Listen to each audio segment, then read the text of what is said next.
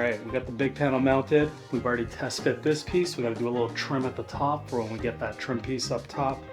And then next up, we're going to secure this bench basically exactly where it is now. Mount this, and then just mount that one last piece underneath, and then we're done.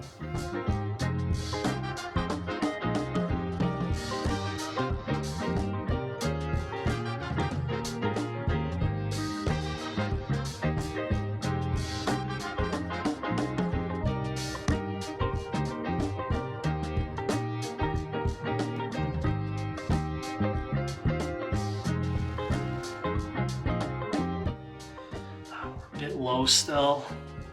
Let's try the $2,000 shim.